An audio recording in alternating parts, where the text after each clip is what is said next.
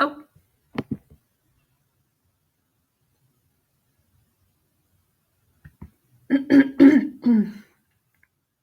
Mic check.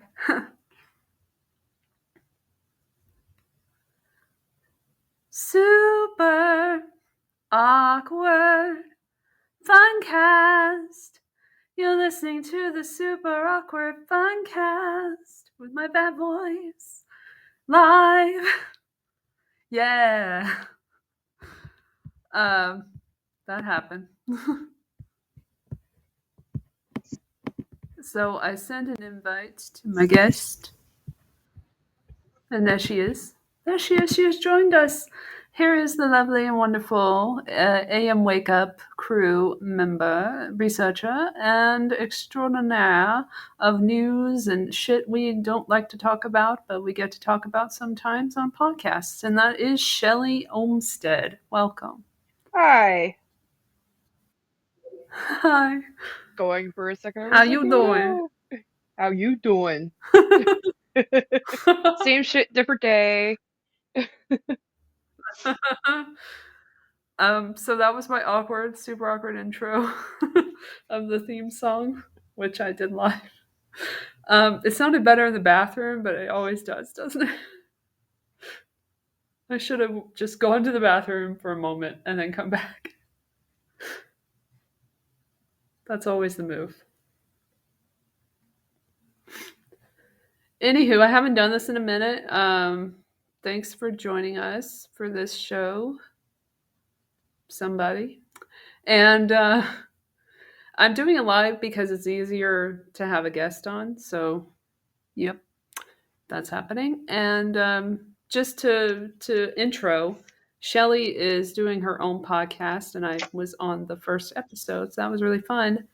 And now she's in the sphere and she's doing her thing, and I'm trying to support her as best I can. Sometimes I have to listen to the replay, but it is what it is, and I still get it done. So, and then I work on my Spanish while I'm listening. So, Well, I'm still trying to get used to it, so I'm glad anybody listens.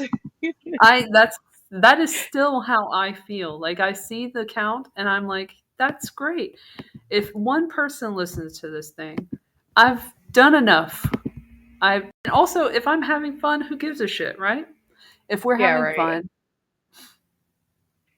And there was a couple of times that like two people called in, and I had pretty interesting conversations. There were people that like I Yeah, don't agree with on some points, but it was I think it was a useful, conversation between people.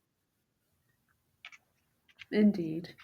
We have some conversations tonight to get to, and it's going to Oh be a boy. lot. I was going to do a whole WEF special kind of thing, so that won't be this, but we'll talk about WEF because it is relevant because Davos happened a couple of weeks ago. It feels like a couple of weeks ago. Um, it was a couple of weeks ago. Okay, good. The 16th. So when I came back to Hele, I I ran into the Davos situation. So I started like covering that every day or like listening to what was going on and watching what was going on. And we got a new Weffer, and that is Idris Elba. So that's fun. I enjoyed him in Luther back in the day. And he was also in that show, The Wire, that happened. And he was also on a few episodes of The Office. So um, from that to WEF, go on, I guess. And all because of his wife, because his wife is involved with the UN or what have you. See, that's disappointing. Like, I like him. He's such a good actor, and he seems like such a nice guy. And it's just like, it's disappointing, but not unexpected, Yeah. at this point. But it's just like, man, you probably be really cool if you weren't doing this shit. Yeah, it was embarrassing watching him like just throw himself at their mercy and be like, "Hey, I believe in this, I believe in that." Climb, the fucking virtue signaling that they do. All these carbon initiative, poverty. Oh, these people really care about poverty. They're not contributing to it at all. No. And they're not doing anything bad in Ukraine that they like explained to multiple times how they're helping.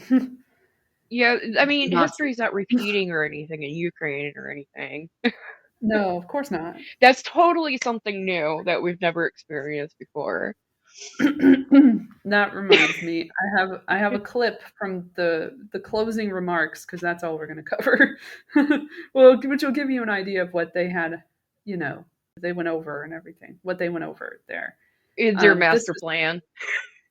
yeah, basically it's telling you that in so many ways. This is with Borga, or I don't know how. I think it's pronounced that because they say it that way. So fine, Borga saying this stuff at the end, but Christina Georgieva or whatever the fuck her name is, she said something interesting too. So I wanted to highlight that as well. So if I go back to that, perfecto, get your language right. Da, da, da. I'm on my tablet. Okay, shut up, shut the fuck up. Okay. That's always what I say when they start talking in the on the Twitter. It's one of those, live stream things that they did on Twitter, so I have to Oh, skippy the skip. Twitter Spaces. It's not a space, thankfully. I Oh, can't deal with Twitter. oh. It's just a regular. What do you call it? Like it's like Periscope or some shit. I don't know what they do. It's just basically a call-in live stream. Yeah, it's basically that. Yeah. Nothing special about it. This place doesn't have it. Does it? There's other places that do it. Literally all of us do it. Yeah, I know. I mean, I Twitter's don't, not but special, I don't people. really know how. It's not my fault. Am I gonna have to? I guess I have to. If I have to listen to this dude again, they're making me log in again. Are you kidding? Why? Why? Fucker. I hate this. Remember my shit. Why? It's because cybersecurity, which is another thing that they talked about. We just got to all worry about the bots. What's with the bots? I I mean, just I made know it up. plenty of bots, but they're like the living biological type. A lot of people that are bots. I mean, they might as well be. A lot of people might as well be the way that they don't really have a mind of their own. No. The account You can being blame added is already logged in. No shit, you you can fucker. you can blame Damn. like generations of propaganda on people being bots. Because Exactly. you got epigenetics and stuff. I mean, that counts for something. Okay, it looks like it's working now. It's not being a total piece of shit. I bet it's Elon trying to help his friends. Oh, We'll get to probably. him in a minute. Oh, wait, Okay. hold on. Did I watch this whole thing or something? I guess I did. Shit. I had nothing better to do, I guess. Oh my gosh. This is so annoying. No, she says a whole bunch of stupid shit, this part. Don't they all? Maybe she doesn't. Never mind.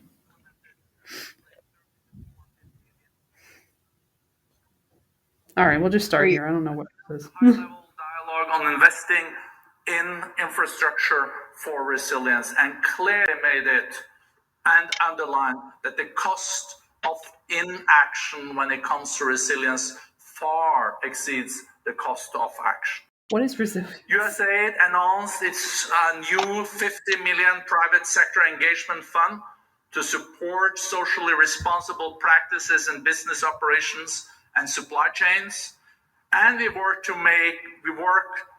make global trade systems stronger and more equitable because it's a linchpin Equitable. for growth and resilience.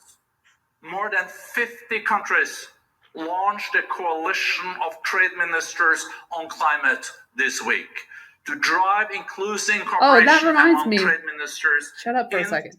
Okay. That reminds me. All these motherfuckers like went to Switzerland to hang out and like pretend that they gave a shit about the environment. while on yeah. private jets and shit. Like, Yeah. And then they spend okay. money on those private jets to talk about poverty. And then when they're not the money they're not spending on the private jets, they use for the prostitutes allegedly. So Oh yeah. allegedly. in Yeah, the totally, global literally. response to climate change. Looking A at you, new Al Gore. partnership was formed between the UAE and the Forum to Allegedly. accelerate trade tech solutions for global commerce. We also foresaw the first indigenous-led discussion in Davos on securing better trade outcomes for indigenous peoples. We also doubled down on accelerating climate action.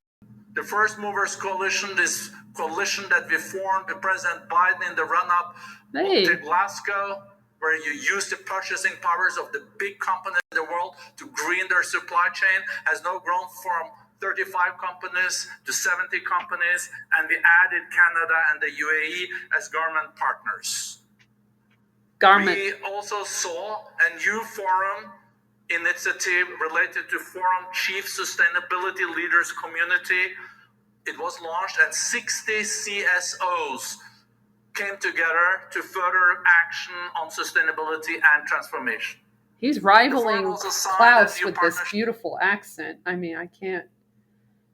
Oh yeah, I was about to mention something like I can't like when people are talking about this stuff. Left, by the way, sorry. Yeah, when people are like talking about this kind of stuff in like a German or East European accent, I can't take them seriously. They sound like a Bond supervillain.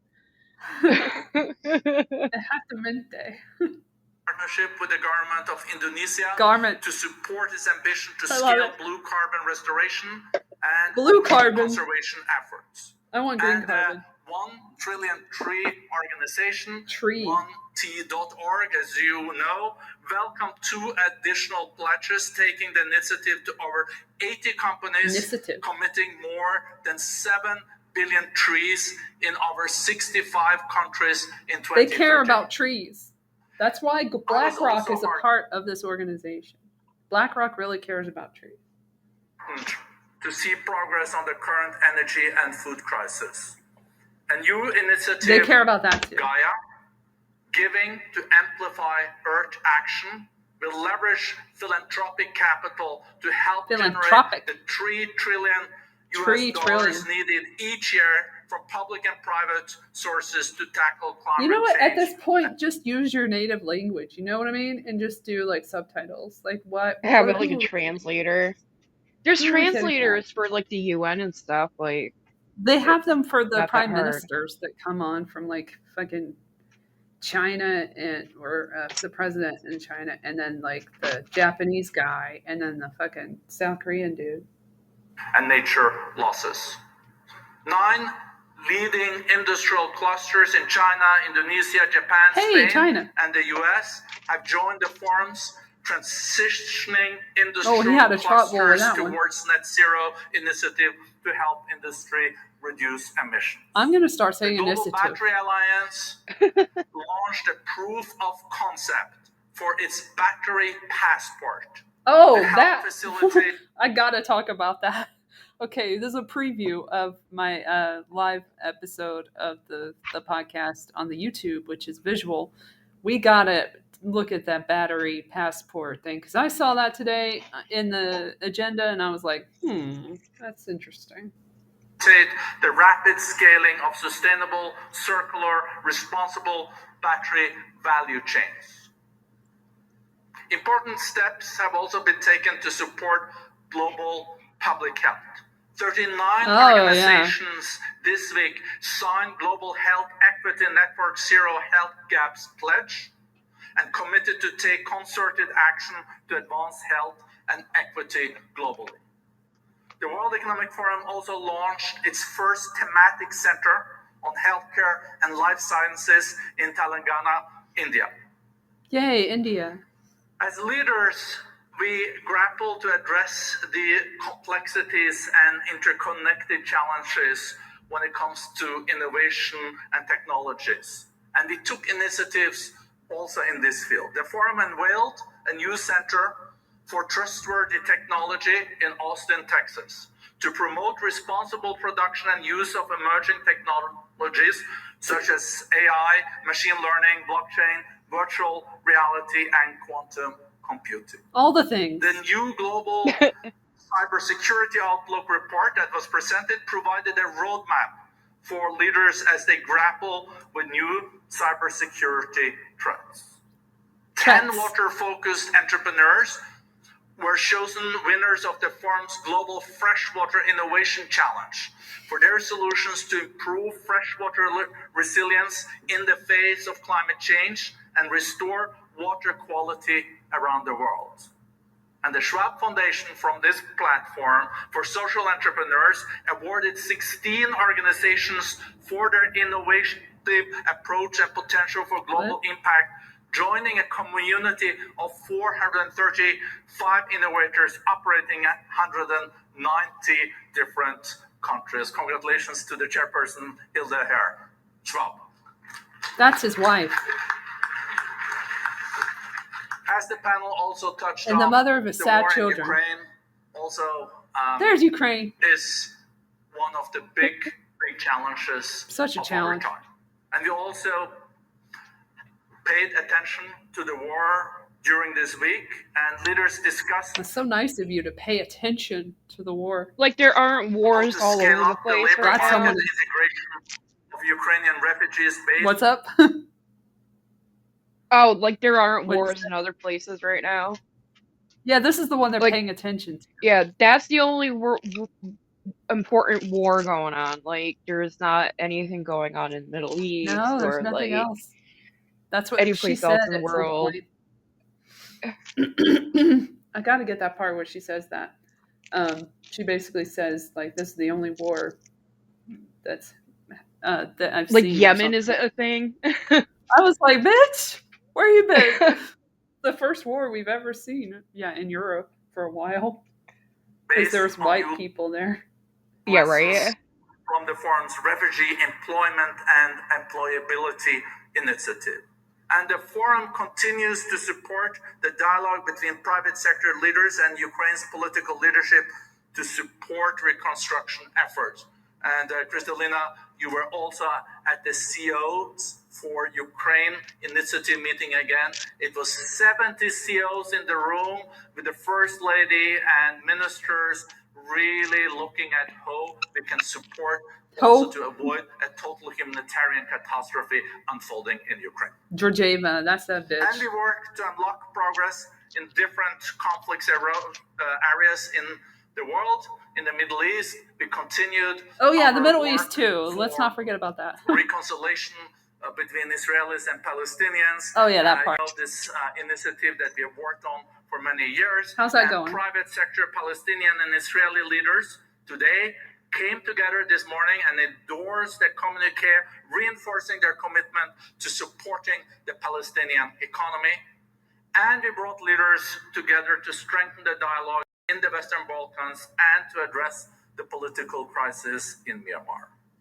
We also accelerated efforts to strengthen regional collaboration. The forum convened global business leaders for the third meeting of the forum's Friends of the African Continental Free Trade Area and agreed Oh to god, that develop was me. plan for strengthening implementation of this agreement. If successfully implemented, it can create 30 to 40 million new jobs in the coming years in Africa. Big if true. What? I'm so- Child labor? Our community In the of young mines? leaders has been working together to forge solutions also this week. And more locally, it is also great to see that we'll have a global It sounded like he said force solutions, and I just assumed that's what he said. It Force probably is. You never know. shapers they from usually global talk Nothing like that. surprises So me the with these Davos people. Hub of young global shapers were Oh, the global formed, and I think shapers. some of you are here in the room today too. So I love the global congratulations. shapers. I can't do the accent. Yeah, they act Finally, like people can't I take know care of it's been a long themselves. list, but we're very What? They act like normal people can't take care of themselves. Like they need like these rich overlords that Yes. like act like they know everything when You they get it. don't. Like It's they true. don't understand what the daily struggle is of the average person. No. They only see dollar signs. Is what I'm Yep. getting from it. And Because they keep power. talking about all these fucking amounts of money. Every fucking conference, every panel they have, it's like money, money, money. Oh, Because it's they get off on the economic. power It's the World too. Economic Forum. It's not like the Yeah. World Well, I'm yeah. gonna save it forum, whatever the fuck. We're talking about how to save the world. No. We're talking about how to shape the world. There's a difference. Oh God, yeah. Very proud of it. You also show that this has been a working meeting where we have rolled up our sleeves.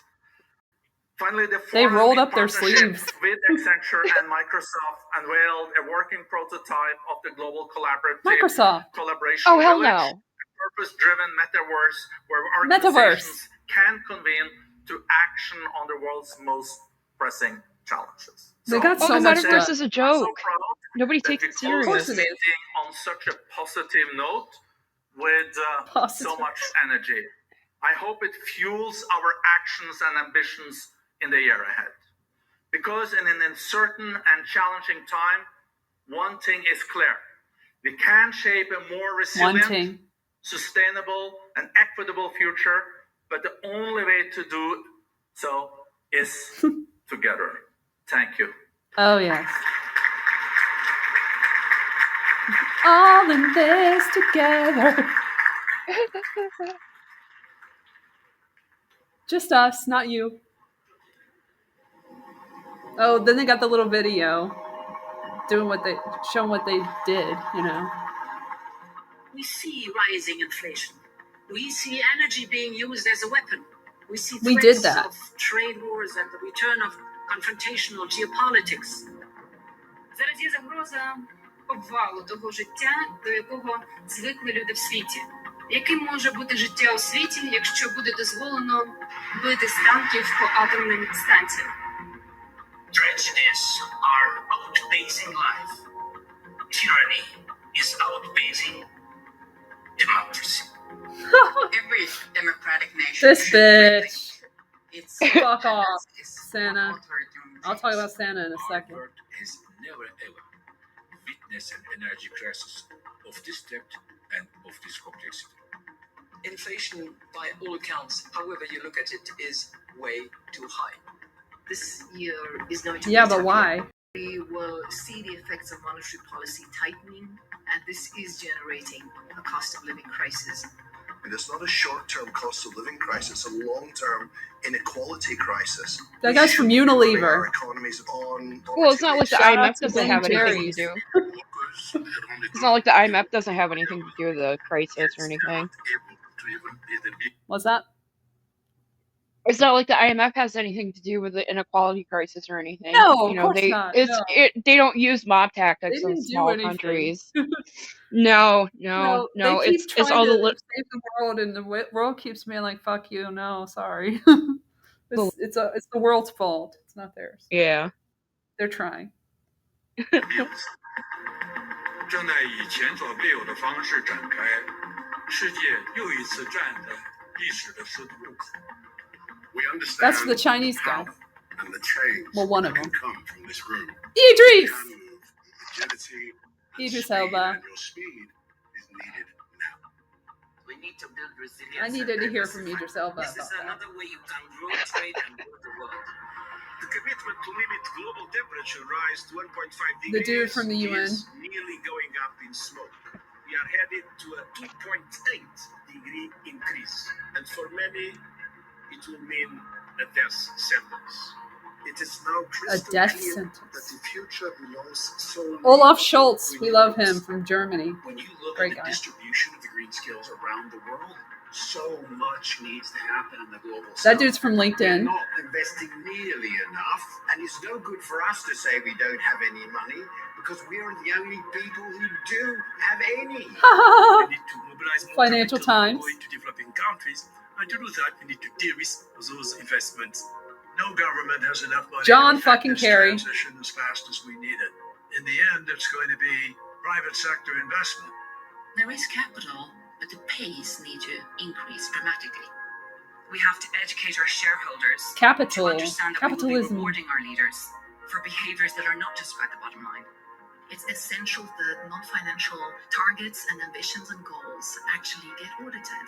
because trust is what is most needed at this point. We don't trust any of these motherfuckers. That's the problem. Privilege to be part of shaping a better world. We have a long way to go when it comes to meaningful participation in decision making. Through collective responsibility. We gotta leave on Klaus. Just leave him. Just leave him and cut his mic a little bit and fade him out. That's good. I'm sure he's on his way out. I mean, Cooperation he's pretty in a old, right? fragmented world. Yeah, maybe Hilda will come step in. That'd be great. Come on in, Hilda.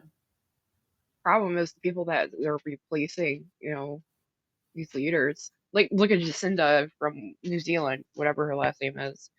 She's leaving, but the person coming in to replace her is even worse. So it's like, of course. So this lead me to Iraq. Sorry, wrong country. Damn. This leads me to Ukraine. That was a Freudian slip. I apologize. Damn. So this is Russia's Iraq, as they say. So, so basically, it's in the what happened was I should go back to that. Okay, so let's go in order, Elle. Let's go to this NBC clip. This is the news of what is coming out of WEF. So WEF happened, and then a few days later, this happens. It's not connected or anything, even though they have a relationship with the Biden administration. That's nothing to... Just don't think about it. Here we go. Oh, gosh. Today, I'm announcing that the United States will be sending 31 Abrams tanks to Ukraine, the equivalent of 1 Ukrainian battalion. Secretary Austin has recommended this the Nazi because it will battalion. enhance the Ukraine's capacity to defend its territory and achieve its strategic objectives. The Abrams tanks are the most capable tanks in the world, and they're also extremely complex to operate and maintain. So we're also giving Ukraine the parts and equipment necessary to effectively sustain these tanks on the battlefield. And we'll begin to train Ukrainian troops on these issues of sustainment, logistics. Yeah, they're training them, but they're not in the war. Delivering these tanks to the field is going to take time. Time that we'll use to make sure the Ukrainians are fully prepared to integrate the Abrams tanks into their defenses. We're also closely coordinated this announcement with our allies. The American contribution will be joined by an additional announcement, including that will be ready and available and more easily integrated for use in the battlefield. All right, that's great. In the coming weeks and months. Okay, you did great. You did great. Here's a cookie. Which Biden is that? Which one of his not clone? I don't think it's clones. I think it's body doubles. Because like you've got dementia Biden, where like you can't even you're like, where the fuck did that come from? And then there's this Biden. There's halfway competent Biden, which I think has to be the body double. Mm-hmm. I don't think there's drugs strong enough for that. The reason that I'm so glad that I'm able to clip this stuff and like play it on my podcast is so that the history will be known of what has occurred. The crazy shit that you talk about, you can talk about it all day, but you have to hear it sometimes because right? Otherwise you don't understand. I have to make people understand this is what's happening. This is what people are saying. This is a puppet on a lonely string. Who would have thought? But, I'm constantly saying you can't make this shit up because it's so ridiculous. Like everything is like a really fucking just cartoon. the most ridiculous shit. It and then really you hear is. these fucking psychos in this fucking conference, like this bitch here, who I'm gonna get to. Let me see which clip it was because I don't want to clip the wrong thing. So this was a really interesting part of this conversation, which is literally called War in Europe, Year 2. We're in Year 2. Let's talk about it. And I even took a clip of it and from my phone. So let's see. Yeah, this bitch from Finland, the Prime Minister of Finland, joined us. Scheisse. 32. Damn Okay. it, you said that when I was taking a sip of coffee. I almost spit it out. My bad. Okay. I sometimes say Shiza. I sometimes say Shia. I sometimes say, what do I say? The other thing. I don't say Merda, but I should. Um, but anyway, they're talking with this bitch from Euronews. I'm just going to call them what they are. Sasha Bakalina, senior business editor from Euronews. We have to tell who they are, before we set it up. So Sanna Marin from the Prime Minister of Finland and Office of the Prime Minister of Finland, who is, yes, an agenda contributor, of course, as always. Then we got the president of the Republic of Moldova in this conversation, Maya Sandu. I'll have to check and see if she's a WEFer. Let's see here. Isn't I will Moldova check. like a really tiny country though? Like I don't understand It how very they're much so is. important in this stuff when it's so tiny and like We really need to know what they think about yeah, things. it's probably like Estonia where they rolled out the whole digital ID thing. They're probably just like one of Yep. those tiny little Eastern Well, they European talk countries about that they're that. Yeah. testing all this shit in because it's so tiny that like people don't really have control over what happens. I forgot her name already. Maya Moldova. I'll just say Moldova. Fuck it. Y'all know who I talk about. Moldova. I forgot how to spell Moldova. Oh, no, I spelled it right. Cool. Wef. Blam. Because you can't, like, the search engine on the WEF, on the World Economic Forum website, is so shitty now. So you have to, like, literally look them up to find them. It's Well, they annoying, don't want you finding stuff out easily. obviously. Okay, Maya something. Sandu. World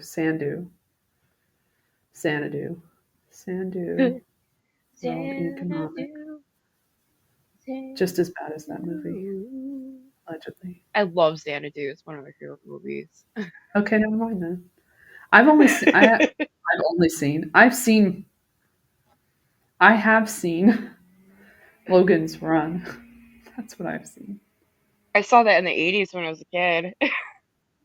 Right. Okay, she does not have a page, so I guess she's being introduced to the group, I guess. But she's in the Council of Women World Leaders.org, so there's that. It's her coming out party. Yeah, she's coming out. She wants the world to know she doesn't give a fuck about anyone in the world. Okay, I'm not coming out.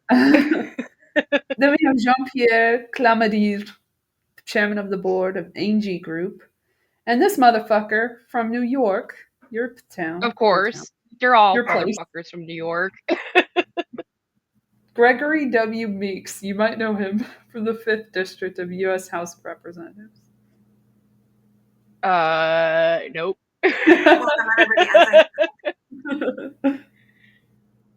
Okay, let me go ahead and find that clippy clip. Let me see if there's anything else this bitch says. She looks like that bitch from the thing, the thing. Elizabeth the Holmes, thing. that chick. She looks a little like she's got that Elizabeth Holmes kind of quality to her. Maybe we'll look at a little more of her stuff because she got a great amount of screen time at this conference, and they even mentioned her in that little speechy speech. So, well, when it's your coming out party, it's all about you. Well, no, not the Moldova bitch. This other bitch. Oh. Finnish bitch. Maybe she's coming out too. This Finnish bitch. Let's listen to what she has to say. She knows what's going on in Ukraine. Independence and their country.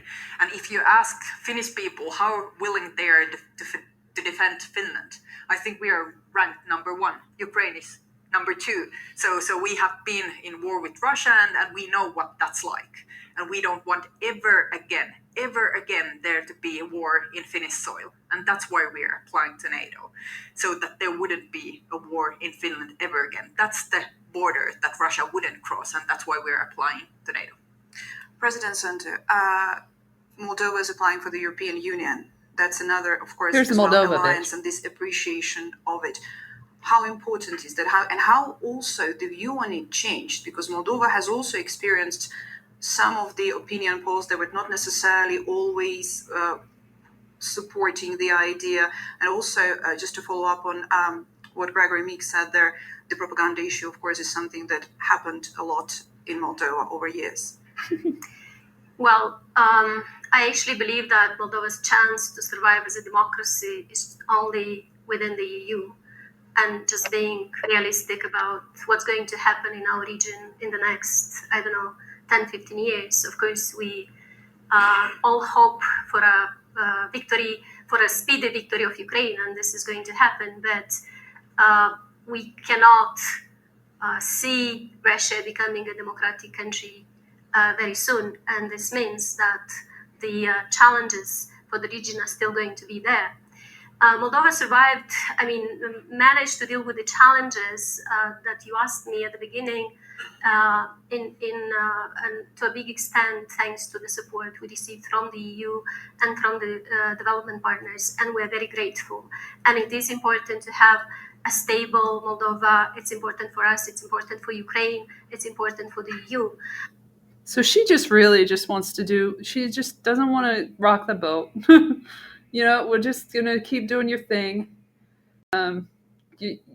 I trust you, I think. So sure, help me out, please. Well, I can't blame a small little country siding with one that's probably gonna win.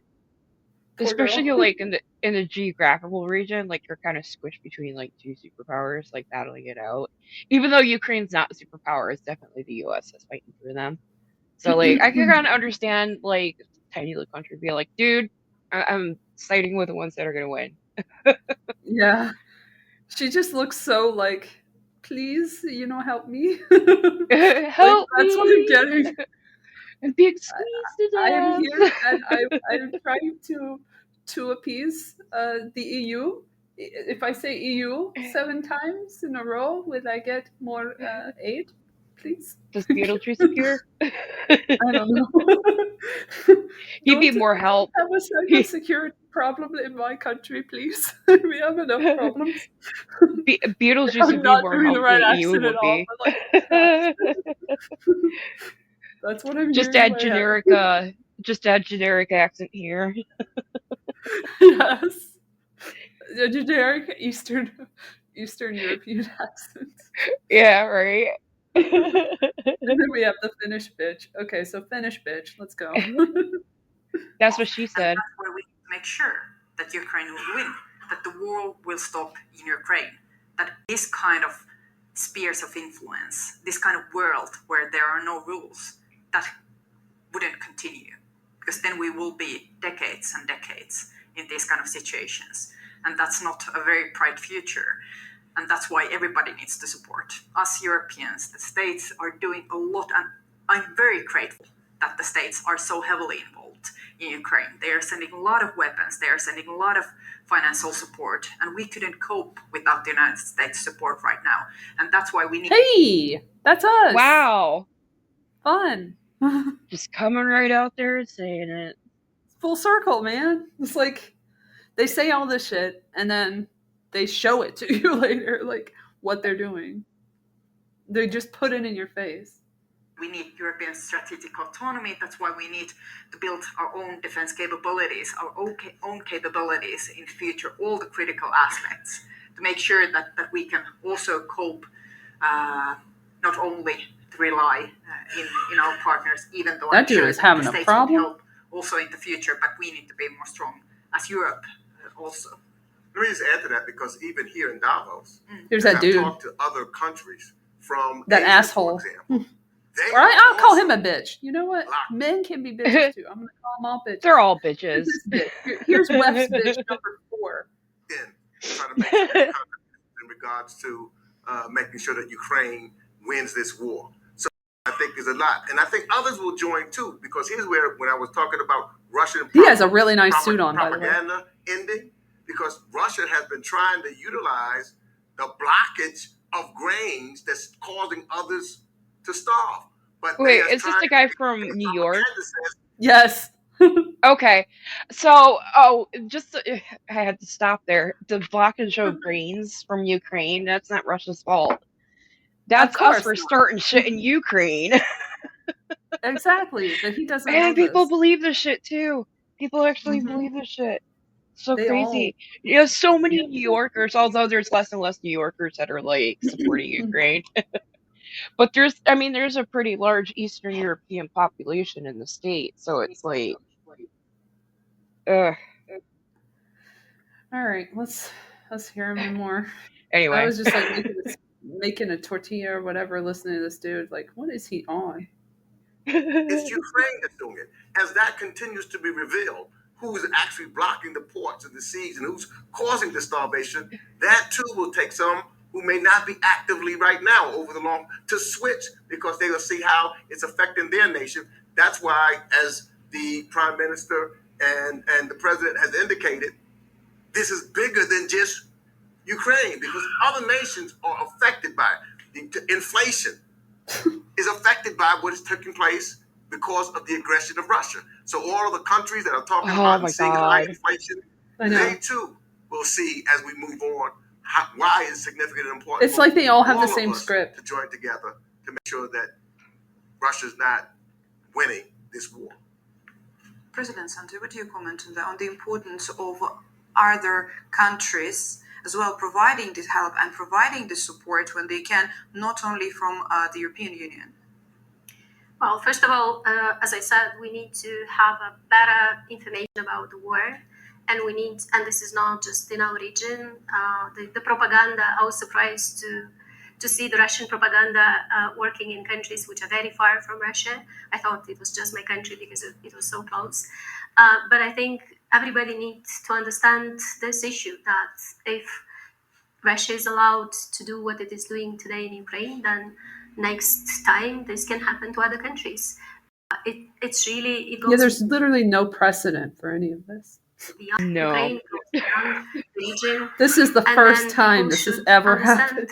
that even though they might feel that they're paying, a high price for that, still this price is much, much lower than the price that people in Ukraine pay, because they pay with their lives. Oh my God. That also, if I rephrase that question and if I bring it a little bit more in the narrower, when it comes to energy wars and everything, this was also something, the situation where in many cases the support and the help we're looking for that outside of the European Union, for example, outside of Europe with some new country. Let's see how it ends. Let's just skip to the end. I love to skip to the end sometimes. Because he really thinks he's on to something at the end. It's really funny. By George, I got it. Throwing them out of windows or having, all of a sudden they, supposed to be committing suicide. It is definitively Putin's war. He was like, I did that. We're back to Putin's fault. It's all Putin's fault. Okay. I think we can all agree that this is a war that Putin started. Yeah, let's Oh my all agree on God. that. Okay. Can't say how much support there is for the war in Russia because of the reasons that the previous speakers mentioned. But it's clearly started by him. It can end if he wants it. In Russia, huh? Interesting. I can't, I'm so sorry. I wish. And the final words from you, Monsieur Clementiu, the final comment from you on the... No, again, I think unity and alignment is key within Europe, with our close allies. Close allies. I think we've been able we've been able to resist to Putin's view that energy will create fracture within Europe. So I think it's really a very good result. Let's make sure that we continue with this type of alignment for 2023. Thank Let's you so just much. keep it And if I going may, just very quickly, forever. From my side. Oh wait, what did you want to say? Go ahead. So you know what they call fracturing is Your called question. balkanization. Sorry, what? What they call fracture is balkanization, and it's from the fucking NATO and shit breaking countries up on purpose. Like, just use the word. Yeah. Kiev, but NATO on is amazing. Maidan, exactly when the invasion started. And I lived through that situation and covered the invasion from the capital of Ukraine. There is a debate whether this is Putin's war or Russia's war, but this is certainly the war of every single Ukrainian who is there or who is now in any other country and found the refuge there. Thank you so much for this session, and thank you so much for the questions. That felt fun. That was a fun ending. I love that. It's just a war. It's a war that's going to continue, and just keep doing it. Let's keep having that war happen.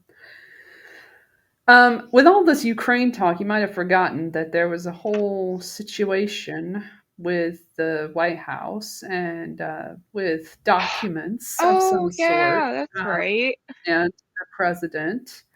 And he may have wanted you to forget about that, but I have not. So there's that. Yeah, they just keep on finding documents in the weirdest places, don't they?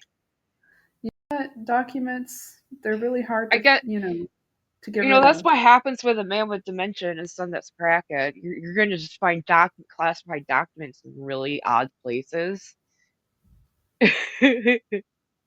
Like leaving your laptop full of information for like 6 months. And even though they keep trying to change the subject to Ukraine, these people, these fucking press members keep bringing it up. Why? Those bastards. Just shut the fuck up. That's what Jean-Pierre... But Putin! Come on, Putin! And even when they were like asking this dude, the motherfucker at the head of state or whatever, I forgot his name.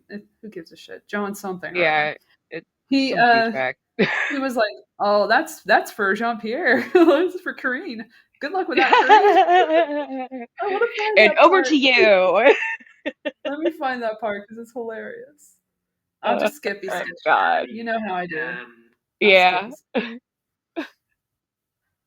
Do you have enough troops in the region right now? Yeah, blah, blah, blah. To succeed on the battlefield. On your first question... Wait, that actually is pretty stupid. Hold on, go back. Biden has said at the beginning of this conflict that we take our Article 5 commitments to NATO seriously. Article 5, of course, is the notion that an attack on one is an attack on all. And we take that seriously. In fact, we take it so seriously that President Biden ordered an additional 20,000 American troops alone onto the European continent, and they still are there. Now, we'll be rotating. Of course they are. They'll be there forever, apparently. But there's no boots in the ground in Ukraine, right? No, we're not. It's not a proxy war because it's an actual fucking live war. Don't mistake, the security environment in Europe has changed.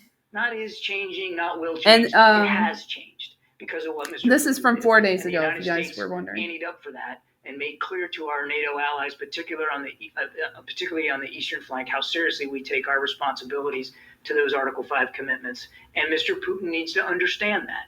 Do you have enough troops? Because many of those countries send you don't have enough troops. Tanks, missile systems to Ukraine. Well, we're sending missile systems, and now we're sending tanks to Ukraine as well. Every nation is making. He smiles while he says that, which is makes sense. But they also still have sovereign responsibilities to their citizens to defend their countries, and so they're all making that calculus. Oh, welcome to the show, everybody! Thank you for joining. I can tell you that, from our perspective, I can't speak for every NATO ally. We are confident that we have the capability, the energy, the talent, the manpower, the resources to meet our Article 5 commitments to our NATO allies. Are there any signs of a nuclear front? That's nice. I love nuclear questions. Questions about China. First, Karine told us yesterday that the U.S. All right, let's skip China. Bye, China. Sign up to the strict sanctions. He literally sounds like an actor to me, this dude. Every time I hear him, he sounds like an actor to me. He sounds like he's playing a role. I mean, they all are. Probably is. I mean, do you remember during the Bush administration? Huh? Do you remember during the Bush administration, there was this quote-unquote journalist that ended up being like a male porn star, like a gay porn star? Yes, and, like, that's all connected. And that was like all involved in that weird, Johnny. like the Johnny Gosh shit. Oh my god, that was fucking crazy. It's probably probably one of his buddies. Yeah. Well, let's find that part with Karine and she being like, "Thanks, John," or whatever. Oh wait, that's a good question. Here we go. Hold on a second. Today, we'd like to see this war end today, and it absolutely. We would like to see it end today. All Putin has to do is. That's why we keep funding out it. of Ukraine, call it a day, and it's over. But he has shown no signs of being willing to do that. And so we got to make sure that Ukraine can succeed on the battlefield so that they can succeed at the negotiating table. And like we did in Iraq. Wait, how long this is going to go on. My bad. But we have to be prepared. And this is I think. Who are we? Question. Ain't me. Well, I can't tell the American people exactly how long it's going to take. We have to be prepared to stay at this task of supporting Ukraine, as the president said, for as long as it takes. For as long as it takes, just like the left said. Perpetual war. But again, this is a just war. Just shut up. Right. Let it happen. Bipartisan support. Just shut up and let it happen. Get it? And bipartisan support here in town. Bipartisan support, so it's a good war because they all support it. That's how that works. It's the moderates' war.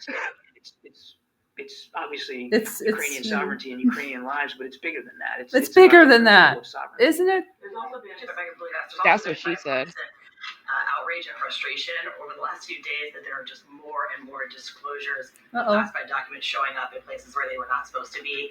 From a national security perspective, you work in national security. How concerned are you, and does the system need reform? I'm going to defer most of the document questions to Korean. What I say here is that classic. Thank you. She's like, thank you. He just went all stupid with that question. He just went, what the fuck did you just ask me? Takes the treatment of classified material seriously. I can assure you that everybody here does too, and the National Security Council staff. We deal with classified material every single day. You have to do that. We all know what the rules are. We follow the rules, and the procedures exist for a reason, and they've been developed over many, many years as the nature of classified material has changed, now to now include electronic capability. And so we're working at that very, very hard. I don't have any changes to speak to. The process of classified material handling, not process, but the guidelines change over time as technology changes. Some trouble. We're always reviewing those procedures to make sure that they're fully appropriate. Oh, yeah. Is there a problem then with overclassification? Is there a problem with overclassification of documents? Well, I think, it's always a balance, and you're always trying to meet that balance about whether things are classified appropriately. And the intelligence community works at this. So obviously, we work at this. I wouldn't go so far as to slap a Band-Aid on and say, yeah, everything's overclassified, but it's a balance that we try to strike to make sure that everything is appropriately marked and appropriately handled. But it varies from document to document and from issue to issue. And a quick one on Germany. At any point during the conversations with Germany, did they make the Leopard deployment contingent on the U.S. sending the Abrams? And can you give us some sense of what led to the joint decision? I mean, I'm just trying to understand. You didn't want to send the tanks, then you decided to send the tanks. What tanks were never off the table. We have been nothing but honest and transparent about wait. particular. Hold on. Yeah. So they just went from the classified documents with the absolute non-answer right into fucking tanks in Germany. Like, where did that? Like, that was not part of. It sounded like it was a continuation of something, but it was like not connected to the documents. It's like no, she's got to be a plant to like switch the conversation or something. That was like, so weird. She's got to be like narrative control or some shit. Well, she's probably a porn star too. I have a narrative today. I'm gonna do more WEF again. That was a preview that I showed before. I'm gonna do a WEF special kind of thing on YouTube, so look out for that.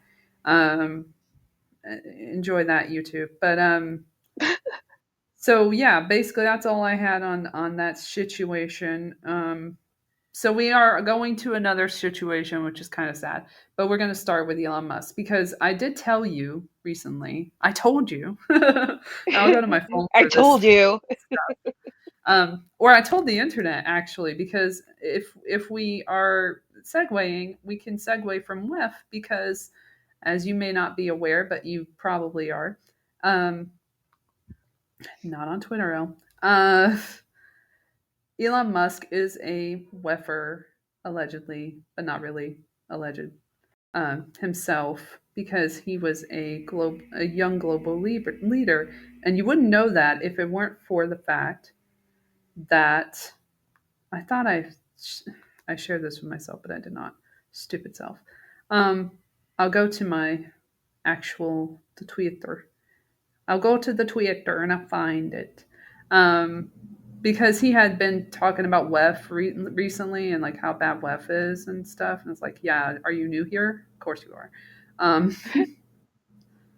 We're right there with you. We've been there for like ever, for like at least 2 years, but or 3 years. But thanks for joining us. You're a little late, sir. So a lot happened between that time and now, and you may be aware that the reason that this is called The Show Must Go On, well, partly is because things are weird in life because I had a very difficult relationship with my father, as I've told you guys. Not all of you, I'm sure, but no. But I've had a difficult relationship with my father over the years. He was abusive towards my people I knew, and I don't want to like call them out right now, but or use their designation. But people in my family, he was abusive towards, and he was also abusive towards me emotionally and verbally. And I lived with him for 5 years before moving to LA. And so basically, he died on Friday. So that's where the death comes in the about of this episode, the bio thing, the description. That's what they call it. And so that was kind of shocking the way that it happened. And I'm not going to get into it here, but I was dealing with that, and then the weekend happened, and there's not really much we can do right now. So until tomorrow. So got that to look forward to. A lot of fun conversations tomorrow. But basically this weekend is kind of a shitville. And so I was trying to like have fun and get back to the show and let the show go on, because life goes on without people, and you have to keep moving on and do what you got to do and deal with whatever emotions you have about it. It's a good distraction too. Yeah, it's a good. Biden's always a good distraction. And WEF, I mean, WEF isn't a good distraction, but it is a thing that's happening. It is a distraction, though. It is very much a distraction if you only look at certain things, you'll just be constantly distracted. Well, while I'm here, I can go ahead and do this part of. Well, no, that's really far along. That was a long time ago. I didn't realize how long ago it was that I tweeted about this. Another person who came to the WEF was Joe Manchin, who's talking about being president. So that makes sense. Makes sense to me. Excuse me. I think I found it and then I didn't find it. Because I am actually looking for something. But we're all looking for something now, aren't we? That was deep. Always looking for something to believe in. Yep. We need someone to believe. We need someone to tell us who sings that song. It's like Motley Crue. Oh, I don't know. I don't know. Give me something to believe in. Yeah, I'm pretty sure that's Motley Crue. I would not know. Damn it. I really thought I did this earlier, but I guess this was a long time ago. When the hell was he talking about this? The WEF. Well, it would be before the WEF or after the WEF started. So let me see here. Oh, I was wrong. It was Poison. Poison sang that Poison. song. Hey, that's your name. You should have known that. Oh, well, my screen name isn't based on that. I know. My sister did go to a Poison concert in the 80s though, when she was a teenager with her best friend, and they were trying to get my sister and her friend had the tour bus party with them, and they were like 15 at the time. Well, I found the thing finally. Fucking A. Okay. So what he said was, sorry. He said WEF is increasingly becoming an unelected world government that the people never asked for and don't want. But who asked for you? Is all I want to say. But anyway, I said probably nothing. Oh wait, no, I said no shit, Sherlock. What are you gonna do about it? Probably nothing. I answered my own question because that's what I'm doing on Twitter now. But anyway, then I showed the archived article from Bloomberg, which says Elon Musk, the chairman of Tesla Motors, the much publicized electric sports car company, is a new YGL or Young Global Leader. And this is from September 2017, September 23rd, 2017. So just a reminder of who we're dealing with here. And then I said, he said, the World Economic Forum should control the world poll, blah, blah, blah. And I said, no, and neither should you, you megalomaniac. So not on his side. Oh, shout out to Alec Baldwin, who also got finally got charged for murder. On from that, I'm gonna we're gonna end on a sad note. I'm gonna miss you on Twitter when you get booted off. Right? I appreciate that. I don't think a lot of people are seeing my tweets now, and I think that's also Elon doing that. But can't. Yeah, really. I don't see yours mostly unless you send them to me. I only see people who treated me like shit and kind of toss me out of their lives. They come up all the time, but people that I actually want to see shit from, I don't really see as much. Yeah, it's weird how that happens. So weird. Anywho, Reuters.com did an article. They did an exclusive about this is what I also learned at the meeting, at the press briefing of the last one at the White House, which is that good old John fucking Podesta, who is apparently a part of this administration, but people don't really know that much about it, is he had a conversation with Elon Musk about his car company, you know, the explosive vehicles. Okay, so this is from January 27th, Washington, Reuters. Aw, we love you, Bobby G. Shout out to Bobby G. We love you. Don't we? Thanks for joining us.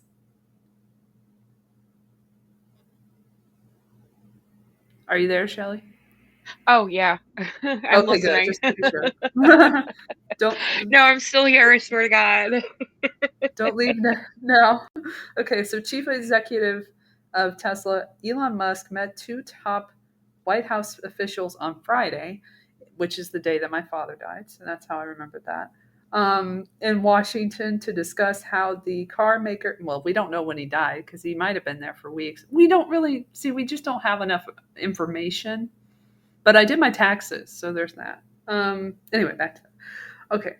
So we got to the taxes from the death. See, we're moving along. Okay. It doesn't seem like we're moving along because we were on Ukraine for a long time, but it's a big deal. So I apologize if it feels like it's not moving along. It is. You're wrong. Just like the press always says, you are wrong. This is what's happening. Okay.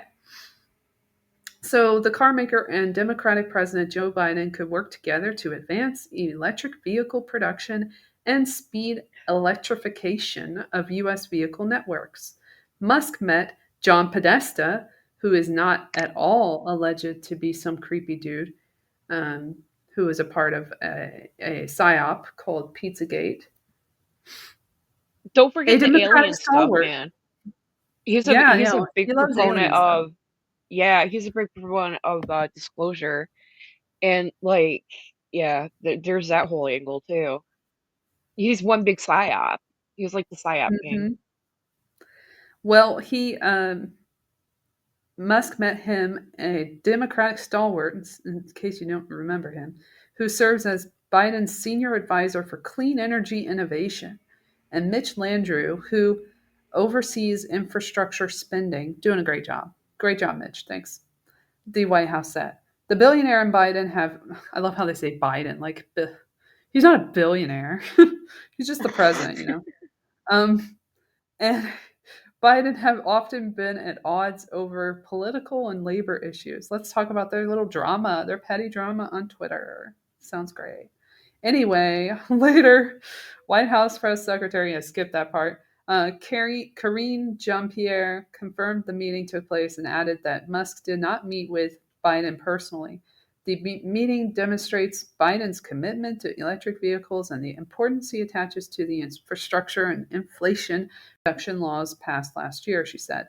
I think it's important that his team and senior members of his team had a meeting with Elon Musk today to do just that. And then it says a Reuters witness on Friday. Ooh, a Reuters witness. Look at that. Got an eyewitness there. They saw Podesta, Landrieu, and Musk entering a downtown building that houses both Tesla's Washington lobbying operation and the Center for American Progress. What a coincidence. A think tank Podesta founded. Landrieu and Podesta left about half an hour later and did not answer questions. Musk left about 45 minutes after Podesta and Landrieu. He too ignored questions from a Reuters reporter. Meh. They're mad about it. Anyway, that's the news there. We're going to continue that shit. But there you go. And then there's... So, did you happen to see that they're proposing like something like a $1,400 or $1,500 tax rebate to like try to push more electric vehicles to car sales? And I'm thinking to myself, like, that doesn't even cover even like half the taxes and fees on buying a brand new car at all. Like that, like $1,500 isn't really an incentive with the price of those things. And then everybody, like most of the majority of Americans are going through some kind of financial crisis, so it's like exactly. So, it's but just then great they're gonna timing. like, I know it's just that's like and the they act stoves like and that's a everything. huge incentive, and it's just like, no, it's not. Well, here locally, we got like this fucking message about this SB one, whatever the fuck, what is it called? SB 1383, which is literally titled here, California short lived. That's not nice. Climate pollutant reduction law. Why is it short lived? Isn't that a bad thing? I'm so confused. It says it targets the reduction of methane emissions from landfills. The law establishes a target of 50% by 2020 and 75% by 2025 in the reduction of statewide disposal of organics waste. It also requires that 20% of currently disposed edible food be recovered for human consumption by 2025. Landfills are the third largest source of methane in California. I'm like, what are the first and second? Let's talk about that. Organics waste emits 20% of the state's methane, a climate super pollutant, up to 84 times more potent than carbon dioxide. I got this in the mail. And it says, who and when must customers comply? Starting January 1st, 2022, great timing. All residents and businesses in California must separate organics waste into a separate green organics container. I'm going to tell you right now, there ain't nothing outside. I looked, that container does not exist yet. So, okay, I can't comply, but thank you. That's cool, Bobby G. California is dope in a lot of places, but not some places. But probably not in a lot of places also. It's a big state, so it's not all Hollywood, but I do live in Hollywood, just for the record. Doesn't it have like one of the biggest? It has like a bigger economy than most countries in the world. Oh, we're a big. I think we're the largest, the fifth largest, if I'm correct, because I hear them say it all the fucking time. The fifth That's largest including economy. countries. Yeah, yes. It's crazy. So, I don't know how we're gonna transition from Elon Musk. Oh, I know how we're gonna transition. So there was a thing that happened back in the day where he was upsetting all kinds of people who were into non-binary language and which is funny because, again, I like to say when people say they're non-binary, I'm like, yeah, we all are. Like, we're not computers. You're not special. Q, you're not special. By the way, I have to play that song because that's such a good song. Irrelevant, but like, that is such a good song. I have to play the chorus because you need to know this meme. It's not a meme, but I'm going to make it a meme. I don't care. Special by Shinedown. You probably have never heard this song, but I'm going to Oh, play it. I know what song you're talking about. You do know it. Awesome. I do. Anyway, it's a good internet meme song. Let me skippy skip. I hope I skip and I edit this correctly. Let's see if I can figure out songs. 37. But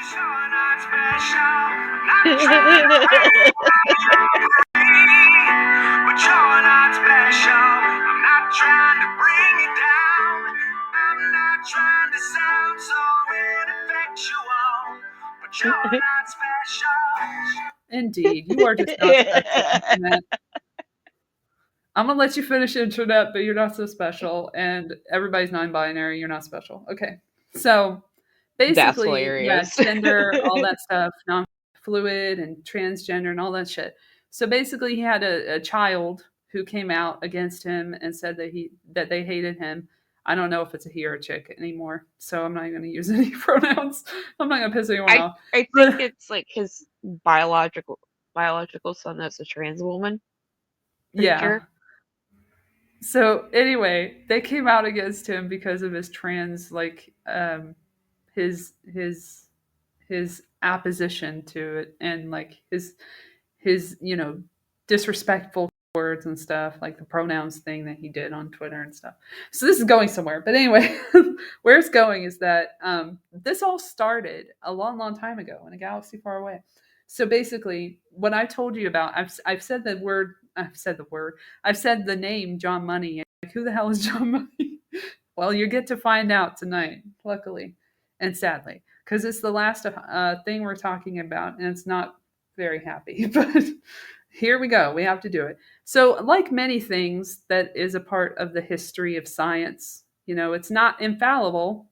And scientists and people who proclaim to be doctors who will help the public are not always that. And that goes back to also like that guy, Alfred Kinsey, who gets a lot of play now, who was a literal pedophile. He was creepy as fuck, did little experiments on infants, and we don't want to get into that, but like, I mean, he just, basically, I honestly think he did these experiments just to like validate what he was doing yes, as like I something believe that was that too. natural.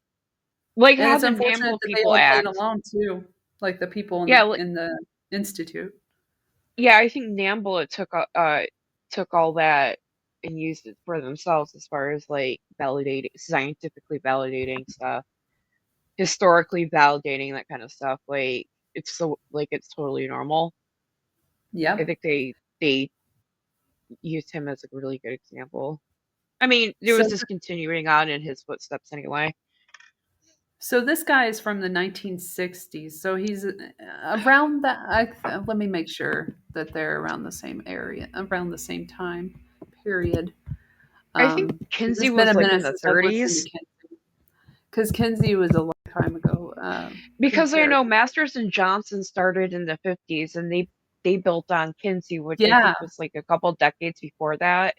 Okay, I so think it might be like in the 1947 was when the institute started. Okay, so to give you an idea, all right, so this is after Kinsey. So Kinsey has already paved the way or whatever in that arena, in the sexual arena. So this is somewhat sex related because it's fucked up, but basically, it's funny that I got this on this website, but it has the most information I found about this situation, and it's not like super biased. So this is from the Embryo Project Encyclopedia, which has a lot of weird articles about chimeras, whatever, and all the stuff that's happening in science. But just it also has a lot of articles from.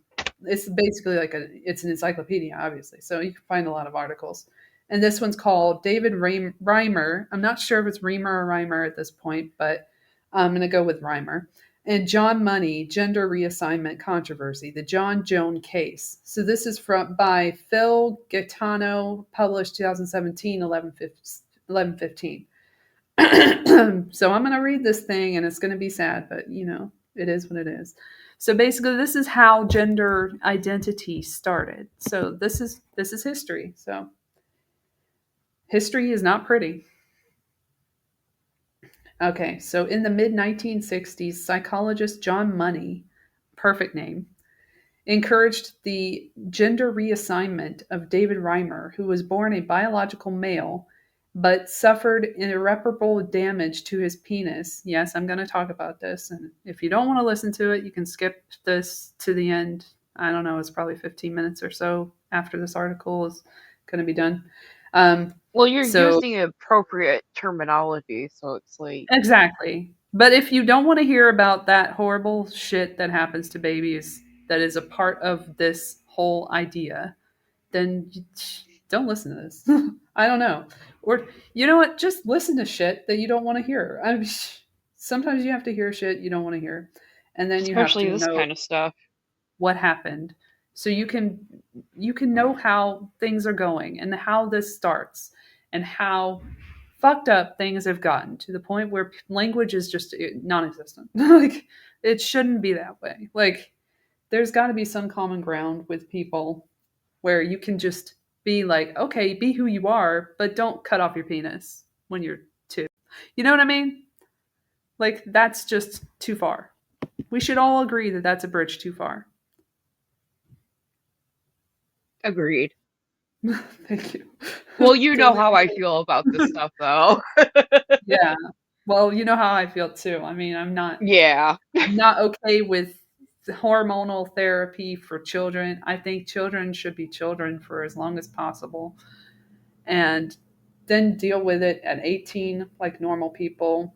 Just like they start smoking, start drinking and shit. Like, they'll start doing shit, and then you can intervene however you want to intervene and support them however you want to support them. But you can't support a fucking 10-year-old who thinks they're a fucking fly or whatever. Or like whatever they're doing these days. You know what they're doing? All or this like a weird 4-year-old shit on TikTok. There's kids that want to be T-Rexes when they grow up. So it's like, I know. Really? Are you going to do like trans species next? It's ridiculous. Okay, so here we go. Born in 1965 as Bruce Reimer, his penis was irreparably damaged during infancy due to a failed circumcision, which is another thing I've talked about myself. My issue with circumcision is it goes for both sexes. It's not just the clitoris thing. I don't think any child needs to have that removed, and it's not necessary medically. They've already said that in so many studies. So yeah, I don't agree with circumcision. Call me crazy. I'm not, but anyway, you can call me. No, yeah, there's so many studies that have proven time and time and over again that circumcision has no medical benefit. It's just for creepy moils. I'm sorry. That is what it is. Not just moils, but you know what I mean. Creepy people. Yeah, no, I know. Cut off penises. Weirdos. Anyway, yeah. After encouragement for money, no, Reimer's parents decided to raise Reimer as a girl. Reimer underwent surgery as an infant to construct rudimentary female genitals and was given female hormones during puberty. During childhood, Reimer was never told he was biologically male and regularly visited Money, who tracked the progress of his gender reassignment. Reimer unknowingly acted as an experimental subject in Money's controversial investigation, which he called the John Joan case. I love that's his name. Such a fucking narcissist.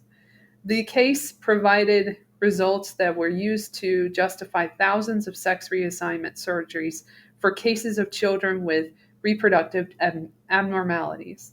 Despite his upbringing, Reimer rejected the female identity as a young teenager and began living as a male. He suffered severe depression throughout his life, which culminated in his suicide at 38 years old. Reimer and his public statements about the trauma of his transition brought attention to gender identity and called into question the sex reassignment of infants and children. Bruce Peter Reimer was born on August 22, 1965, in Winnipeg, Ontario, to Janet and Ron Reimer. At 6 months of age, both Reimer and his identical twin, Brian, were diagnosed with phimosis, a condition in which the foreskin of the penis cannot retract, inhibiting regular urination.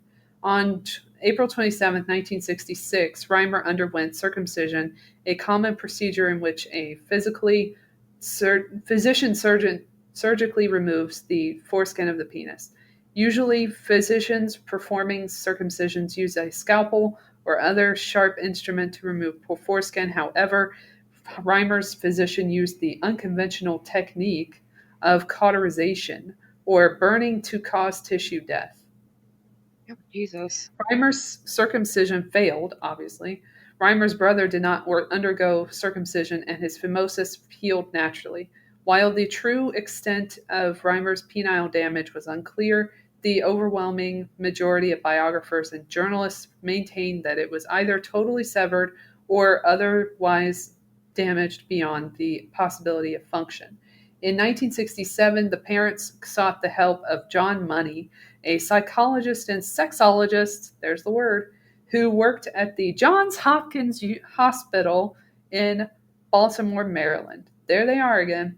In the mid-20th century, Money helped establish the views on the psychology of gender identities and roles. In his academic work, Money argued in favor of the increasingly mainstream idea that gender was a societal construct, malleable from an early age. He stated that being raised as a female was in Reimer's interest and recommended sexual reassignment surgery.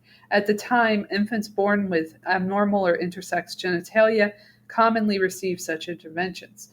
Following their consultation with Money, the parents decided to raise Reimer as a girl.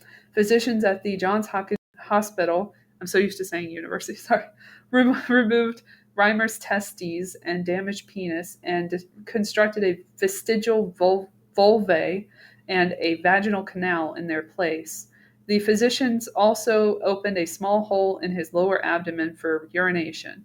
That sounds fun. Following his gender reassignment surgery, he was given the first name Brenda, and his parents raised him as a girl.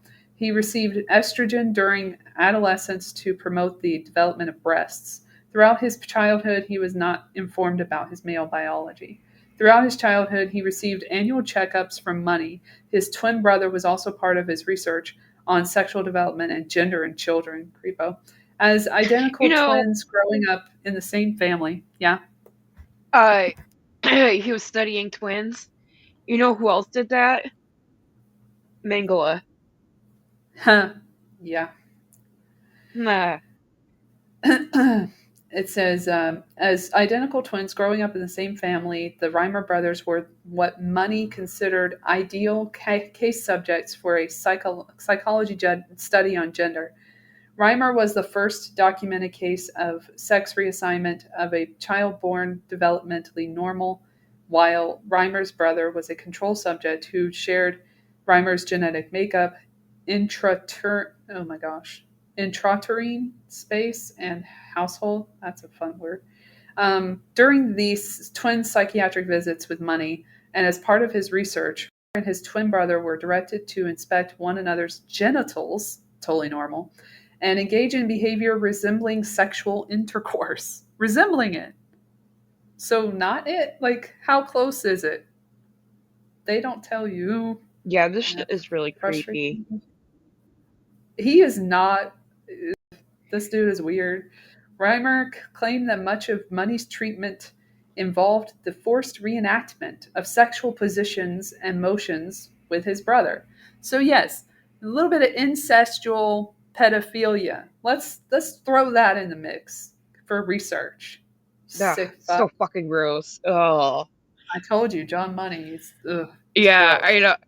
Like, I know this story, and like every fucking time it creeps me out. It like, it makes me cringe. That's how bad it is. Ugh.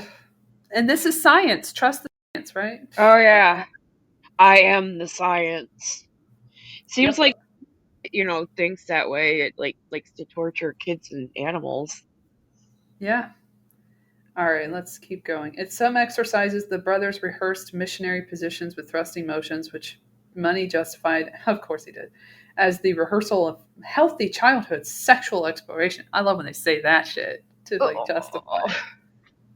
Yep. There's no sexual exploration at that age, you sick fuck. And certainly not with a fucking twin.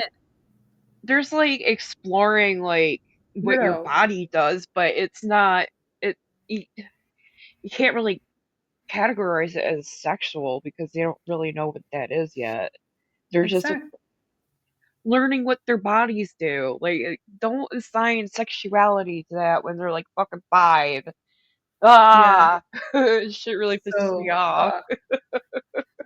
All right, we'll continue. Okay, in his Rolling Stone interview, Reimer recalled that at least once Money photographed those exercises. Of course he did. Money also made the brothers inspect one another's pubic areas. Reimer stated that Money observed those exercises both alone and with as many as 6 colleagues. Of course. Oh, fucking gross. Throw the whole fucking group together. This group of fucking perverts. Yeah, I'd like to know what his colleagues really thought about it, though. Like, how many of them were like, yeah, this is really cool experiment. Like, maybe some of them were like, oh, this dude's like off his fucking rocker. All right. Well, Reimer recounted anger and verbal abuse from Money if he or his brother resisted orders, in contrast to the calm and scientific demeanor Money presented to their parents. Reimer and his brother underwent Money's treatments at preschool and grade school age. Money described Reimer's transition as successful and claimed that Reimer's girlish behavior stood in stark contrast to his brother's boyishness. Money reported on Reimer's case as the John Joan case, leaving out Reimer's real name. For over a decade, Reimer and his brother unknowingly provided data that, according to biographers and the Intersex Society of North America, was used to reinforce Money's theories on gender fluidity and provided justification for thousands of sex reassignment surgeries for children with abnormal genitals. Contrary to Money's notes, Reimer reports that as a child he experienced severe gender dysphoria, a condition in which someone experiences distress as a result of their assigned gender. Reimer reported that he did not identify as a girl and resented Money's visits for treatment. At the age of 13, he threatened to commit suicide if his parents took him to Money on the next annual visit. Bullied by peers in school for his So, this dude is like bribing and threatening these kids if they so they wouldn't stop doing this. And these kids threatened suicide because you don't want to go back. It's like, how many people have you personally known in your life that have been molested? And it's like, this is like predator behavior. Yes. It's like the biggest like big red flags of pedophiles is like threatening and bribing kids so they don't tell a parent, and so they keep coming back, and keeping photographs.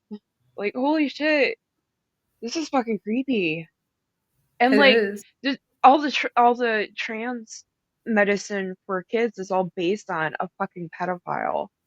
It really is. That was using his position to be a predator. Yep.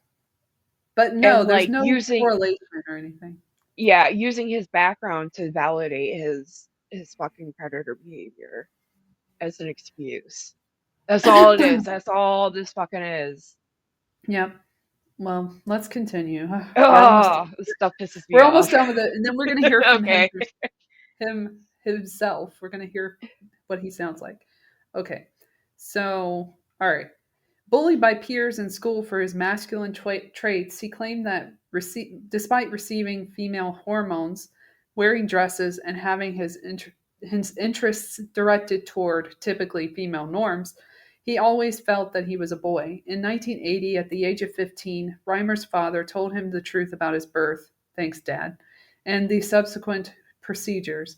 Following that revelation, Reimer assumed a male identity, taking the first name David. By age 21, Reimer had received testosterone therapy and surgeries to remove his breasts and reconstruct a penis. He married Jane Fontaine, a single mother of 3, on September 22nd, 1990.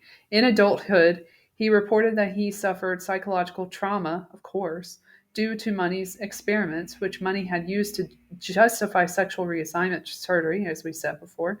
In the mid-1990s, he met Milton Diamond, a psychologist at the University of Hawaii in Honolulu, Hawaii, and academic rival of Money. Reimer participated in a follow-up study conducted by Diamond, in which Diamond cataloged the failures of Reimer's transition. In 1997, Reimer began speaking publicly about his experiences, beginning with his participation in Diamond's study. Reimer's first interview appeared in the December 1997 issue of Rolling Stone magazine. In interviews and a later book about his experience, Reimer described his interactions with Money as torturous and abusive. Accordingly, Reimer claimed he developed a lifelong distrust of hospitals and medical professionals. Well, I would imagine so.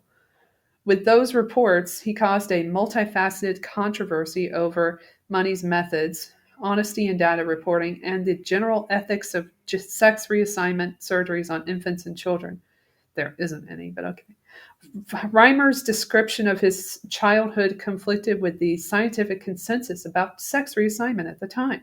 According to Nova, Money led scientists to believe that the John Jones case demonstrated an unreservedly successful sex transition.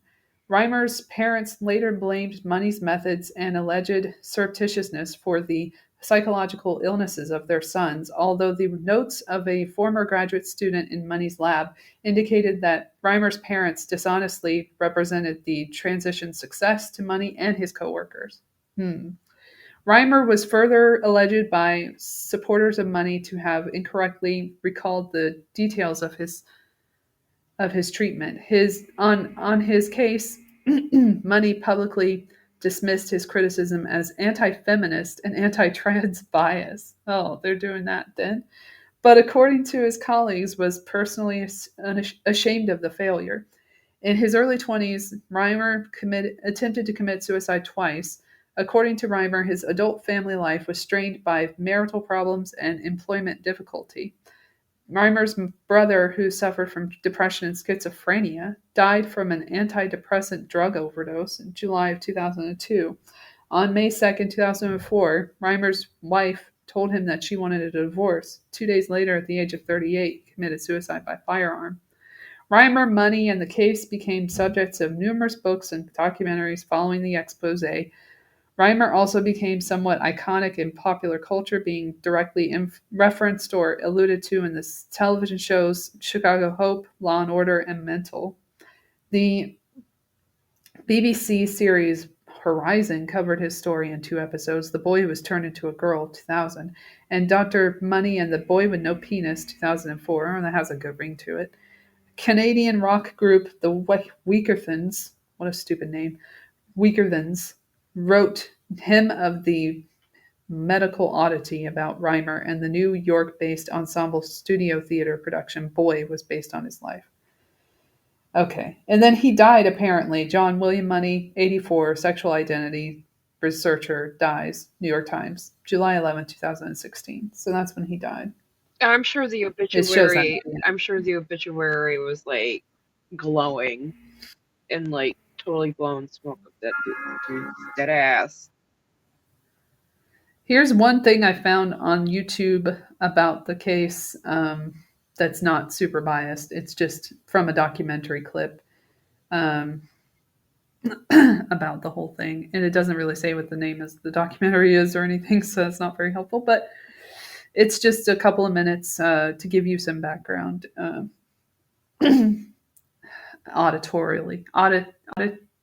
audibly. whatever the fuck, some sound. What am I saying? Something to listen to give you an idea. Okay. Without actually just reading. After David died, there was an outcry. Dr. Money did not cause David's death, but his family felt that he was partly responsible. Because Dr. Money had pursued his theory in the face of convincing evidence that the gender assignment had not worked, they felt that he had traumatized their son in childhood to the extent that he became suicidal as an adult. I would like to say to Dr. Money, I would like to ask him if he could be man enough to admit to the public and to even to himself that he made a mistake. He was trying to make history and it wasn't working. As it became clear that it wasn't working, he could not let go of the case. It was too beautiful for him to let go of it, and I think that was unethical behavior on his part. Horizon asked Dr. Money to participate in this documentary, but he declined. His former student, Richard Green, argues that Dr. Money did the best he could in an era when we knew less. With the benefit of hindsight, based on what we knew at the time about how you become male or female or boy or a girl, with the advantage of hindsight, knowing the difficulties, to say the least, of creating a penis surgically, the decision that John Money made at the time was the correct one. And I would have made the same one at that time. Glad you're not my doctor. What we do know is that Dr. Money's theory that it is possible to raise a boy as a girl does not seem to hold true for most children. Nature, as far as gender identity is concerned, cannot be overridden by nurture. Above all, this is a cautionary tale.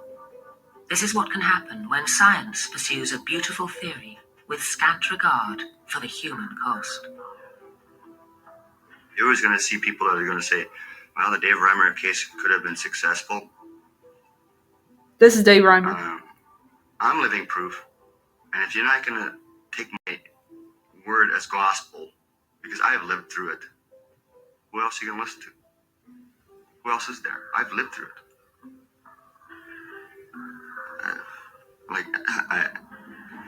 Is it going to take somebody to wind up killing themselves, shooting themselves in the head for people to listen?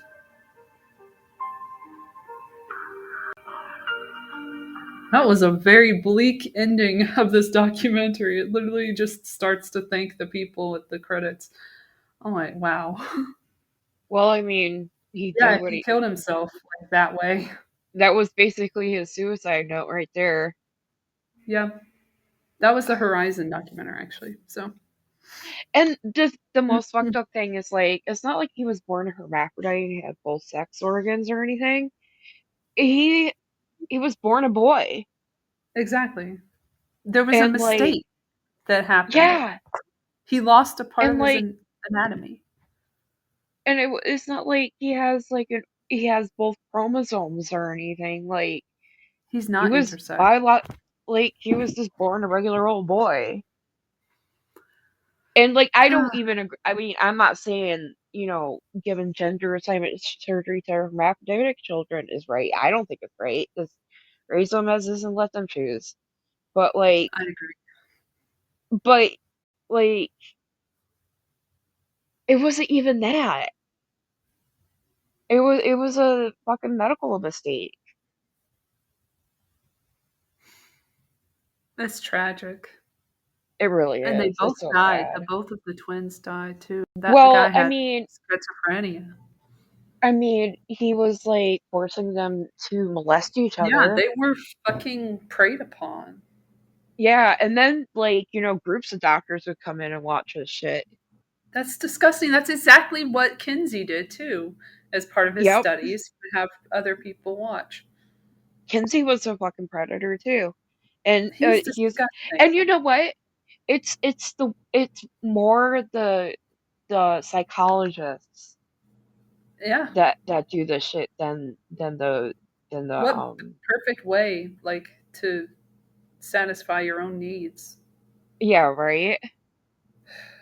And, like, because it's not like a physical science, like psychology isn't even a science when you look at it.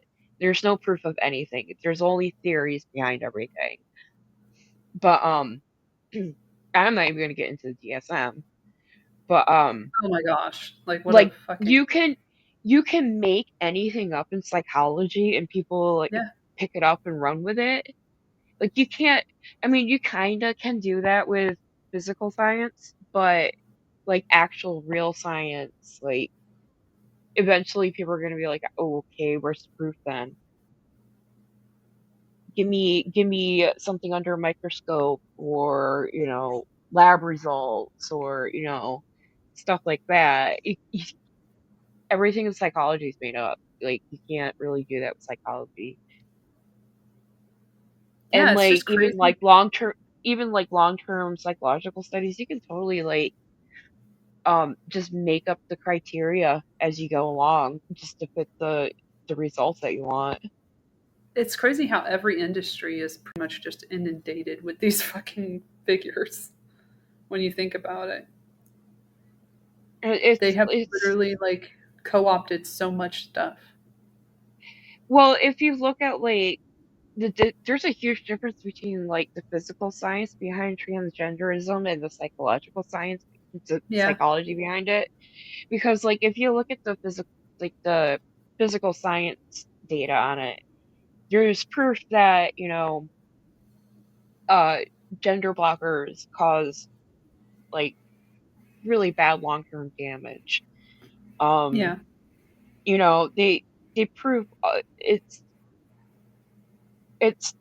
there's like heavy choices to be made, like life-changing choices that the hormones aren't reversible and all this stuff. And then you look at the psychology and it's like all of them are really supportive. All the psychological studies seem to be really supportive of transgenderism from an early age, and it's just like there's just it doesn't line up.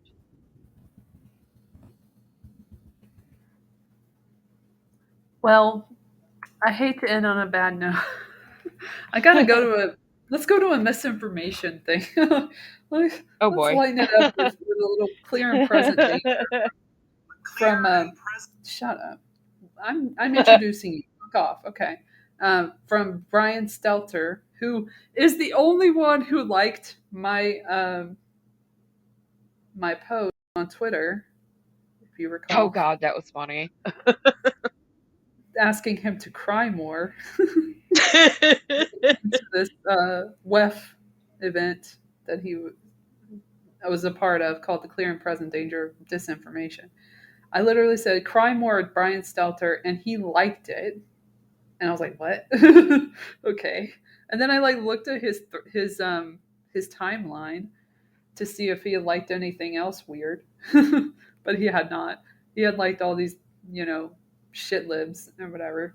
And so I responded to him. I said, Brian, since you've seen this, you have to know that right-wingers and people like Trump are not the only purveyors and pushers of misinformation. You can't possibly be that ignorant of the problem of misinfo, disinfo in the media, especially since you are guilty of it.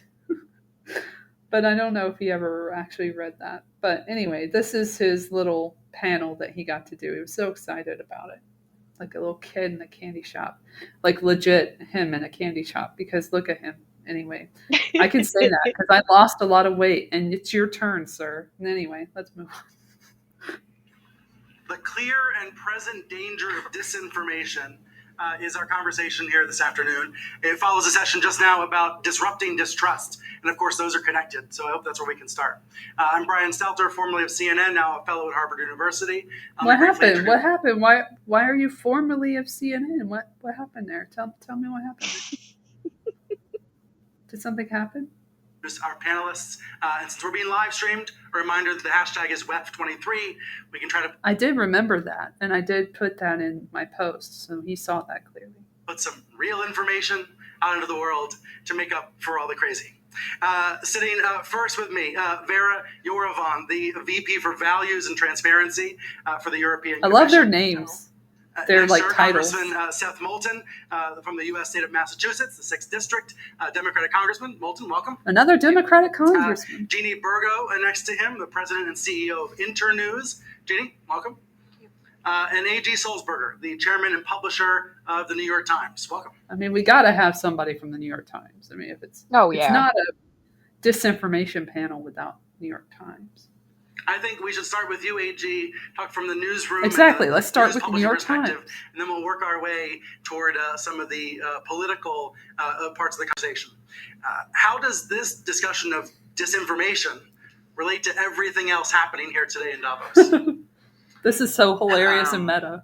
Well, first, thanks for having me as part of this conversation. As you can imagine, this is something I really care deeply about.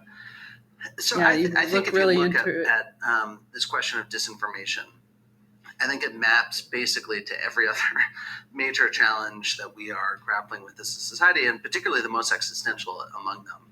So disinformation and the broader set of misinformation, conspiracy, propaganda, clickbait. Because remember, conspiracies don't actually exist. They're all fictional. The broader mix of bad information that's corrupting the information ecosystem. What it attacks is trust. And once you see trust decline, what you then see is societies start to fracture. And so you see people fracture along tribal lines, and you know, that immediately undermines pluralism. And you know, the undermining of pluralism is probably the most dangerous thing that can happen to a democracy. So I think if you know, if you're spending this week thinking about the health of democracies and democratic erosion, I think it's really important to work your way back up to where this starts. And the term fake news and then disinformation, it was popularized 6 years ago at this point. Where are we today? Who popularized it? Do you know? He doesn't know. Versus them. What do you mean, where are we today versus then? So this was a hot, popular topic. Yeah. There was an awakening about it. The social networks felt pressure. But now where are we? And the question for Jeannie, but where are we today? Oh, I see. Yeah, it's a great, you know, and to be clear, actually, terms like fake news and enemies of the people have been popularized cyclically in society and in some of the most, you know, repressive and dangerous moments, you know, Nazi Germany, Stalinist Russia, right? So I think anytime we're hearing language like that applied to, you know, a free press, you know, or more broadly free expression, I think we should be really worried. Look, I think that there's no doubt that society seems to have at some level accepted how much the information ecosystem has been poisoned. And I think it's going to require real sustained effort from the platforms, from political leaders, from business leaders, and from consumers themselves to reject that. Jeannie, how do you see this? Anyway, yeah, so you should watch the whole thing just for the laughs. I listened to it in the shower, and I was just like arguing back and forth with Brian and that guy, AJ, who's just, or AG, whatever the fuck his name is. He was very happy to be there. Anyway, thank you guys for joining us, and thank you so much, Shelly. Thank you, Shelly. Sounds like it's bedtime for you. Elle and Shelly. Elle and Shelly is here to stay. Okay. Yes, chemtrails bad. We hate chemtrails as well. Yeah, I'm very anti-chemtrail. I'm not pro geoengineering either. But yeah, I really appreciate having so much engagement with this episode. It was a really special one, I think. We all have to move on eventually and just live our lives, and that's me trying to do that tonight, whether it worked or not. But I'm hoping that I can put together all the sources. I will try my best to do so. I might miss one. If I miss one, just tell me, and I'll fix it. I fix everything that I can with the show. But I really do appreciate you coming by, Shelly, and your show is amazing. Is it really called Brain Worms, or we really calling it that, or I'm really calling it Post-Apocalyptic Brain Worms. That okay, is that's the better. name. That has a I'm better ring keeping to it. it. Yeah. I'm still trying to. It's still kind of hard for me to say it. It's just a mouthful, but it's getting easier. That's good. Yeah. So we're going to be cut off in 10 minutes if we don't get the fuck out of here. So give me Yeah. your issues. Sure. Oh, there's way more than that's way more than 10 minutes. No, it's So. more than 2 minutes. Give me your information of what you're doing and when you're doing your things. If you know. My Podbean podcast is the Post-Apocalyptic Brain Worms, and that's Wednesday nights at 10 p.m. Eastern.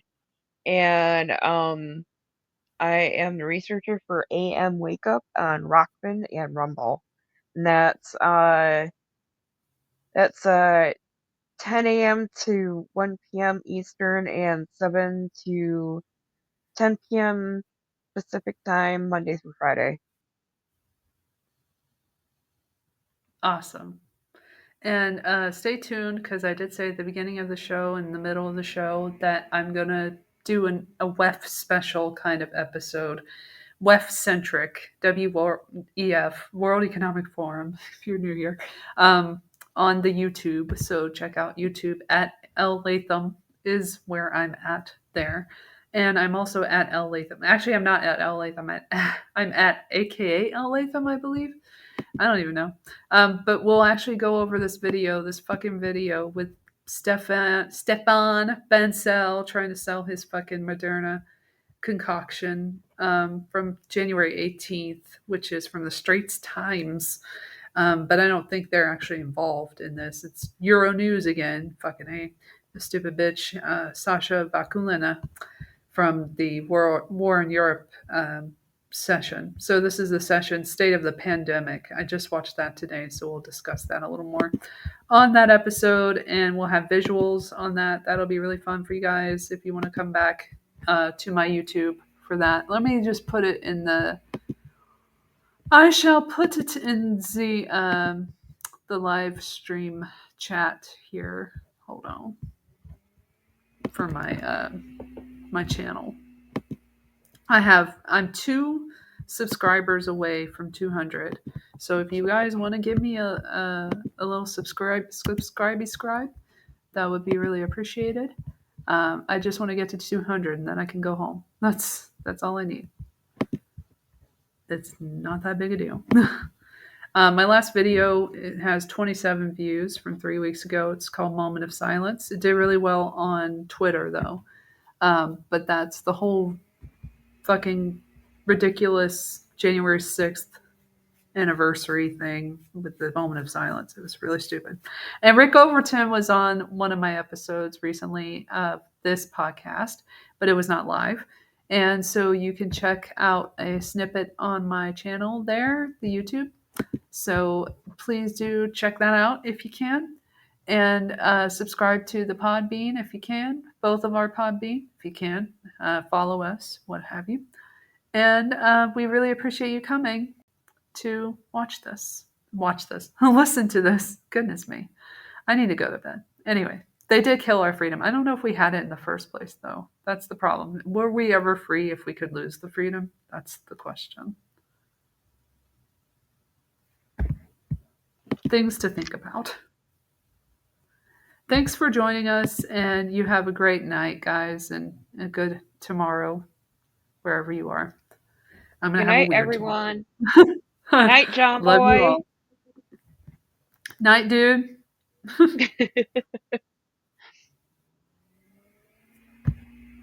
All right, I should do something to play us out. Hold on. Let's end with the clear and present danger ending of this little conference with them. So I would love to have them just like cut off by the stream. That would be hilarious. So let's go ahead. Are facing real regulatory pressure. So that's a hard thing for them to do. But I have a hard time seeing how we solve it, just on the demand side without addressing some of the supply side. So supply side. Last 30 seconds, final thought. Just 2 sentences. One on Finland. Finland shows that there is the smallest impact of disinformation on the society, and at the same time they are introducing the most intense educational program. It's a paradox. So, but in almost all the member states, they are doing a similar thing. Also, the EU is funding. So this is covering young generation. And interestingly, in Finland, in Ireland, in several other member states, they started the programs for the elderly people in the public libraries, to teach them how to differentiate, how to use, how to search for the trustworthy sources, and so on. It's. I think that we still have some possibilities to be creative. I just put in one final word from me is just going back to where we first started, that this is all about trust. It's really about trust, and trust is so easy to erode, so easy to lose, and it's really difficult to rebuild, but that's what we need to do, and it's going to be hard, and it's going to be every day, and it's going to be everyone in this room practically. We have to rebuild the trust in information and be good communicators, and step by step to get there. But it is a topic where we can all actually make a difference individually. Every single person. Actually, indeed. Thank you to our organizers today, and thank you to our panelists. Thank you.